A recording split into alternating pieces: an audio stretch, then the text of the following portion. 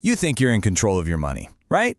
But what if I told you that your biggest financial decisions aren't even yours? Seriously, they're being dictated by a hidden script, one you're following every single day without even knowing it. So today, we're going to expose the two powerful, totally opposite scripts that are secretly running our financial lives. And trust me, by the end of this, you'll know exactly which one is writing your future.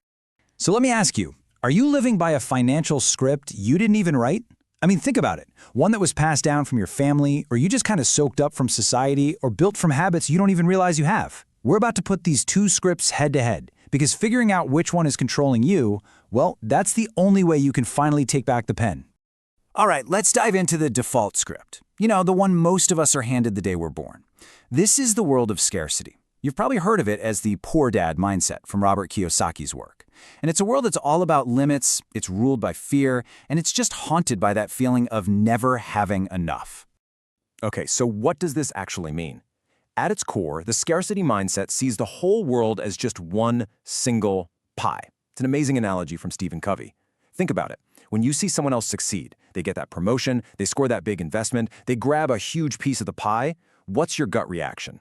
It's that there's now less for you. And just like that, life becomes this brutal zero-sum game. It just breeds anxiety and competition. But here's the crazy part. The hidden cost of living this way? It's not just stressful, it's mentally crippling. For real. Researchers actually call it a tax on your mental bandwidth.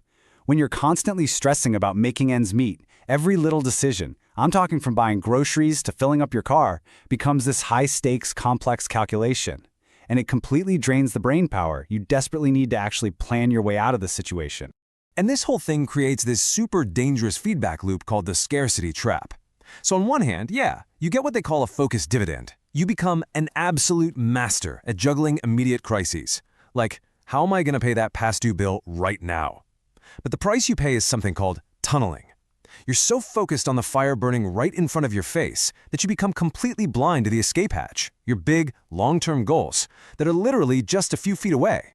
This Kiyosaki quote it absolutely nails the core logic of the scarcity script. A job, it feels safe, doesn't it? Of course it does. You trade your time for a paycheck, and bam, the immediate bills get paid. But it's just a band-aid on a much bigger, long-term problem, building actual wealth. It is the very definition of being stuck on the hamster wheel. But what if that hamster wheel isn't the only option? What if there's a completely different script out there? Well, there is. Welcome to the world of abundance. This is the rich dad mindset. It's a reality built not on limits, but on infinite opportunity and creation. And listen, this one idea, it changes everything.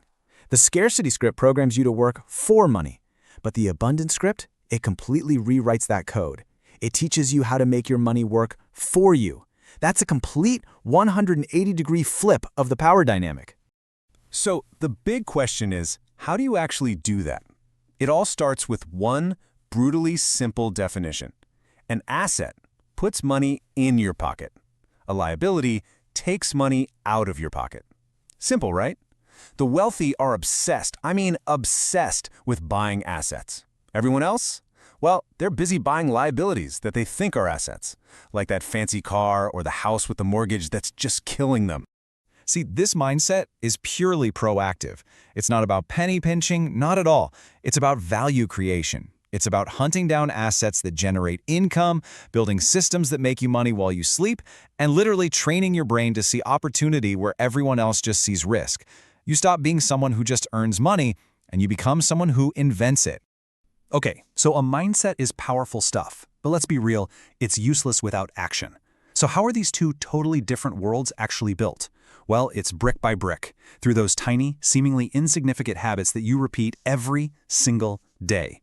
Let's take a look at what that actually looks like. Now get this, nearly 40% of everything you do every single day isn't a conscious choice. It's just a habit. Your daily habits are the literal architects of your financial reality. And thanks to a researcher named Tom Corley, who spent years studying the ultra-rich and people who are struggling, we know the difference between their habits isn't just big, it's absolutely staggering. Let's kick things off with a number, 77%. Any guesses what that is? That's the percentage of people struggling financially who play the lottery every single week. They're literally outsourcing their future to random chance. And meanwhile, what are the wealthy doing? They're busy creating their own luck. Now, let's look at how these two groups use their single most valuable asset, time. A whopping 88% of the wealthy read to learn and grow for at least 30 minutes every day. They invest their time. Now, in sharp contrast, 77% of those struggling spend an hour or more a day on totally passive entertainment, like watching TV. One habit is building a future, the other is just killing time. The difference is huge. Here's another habit that creates a massive, massive divide. The wealthy, they pay themselves first. It's a non-negotiable. They automatically save and invest 20% of their income, and then they just learn to live on what's left over. The scarcity script, it does the exact opposite. You spend first, and then you just cross your fingers and hope there's something left to save. And that, my friends, is a recipe for living on debt. Okay, this next habit, it might be the most powerful one of all. A full 86% of wealthy people make a conscious effort to surround themselves with other successful, positive people. You know that saying from Tony Robbins, the quality of a person's life is a direct reflection of the expectations of their peer group? It's so true, which really makes you stop and ask, who are you spending your time with? So, we've laid out the two scripts, we've looked at the habits that build them, but honestly, none of that matters without this one crucial truth. You are not stuck. You are the author of your story, and you have the power to pick up that pen and rewrite your future starting right now. The entire power to switch scripts, to consciously choose abundance over scarcity, it all boils down to one psychological superpower: delayed gratification. It's the simple, but yet incredibly difficult art of sacrificing what you want right now for what you want most. You've probably heard of this. This whole idea was famously captured in the Stanford marshmallow experiment. Researchers gave little kids a choice. You can have this one marshmallow right now, or if you can just wait 15 minutes without eating it, you can have two. It seems like such a simple test, right?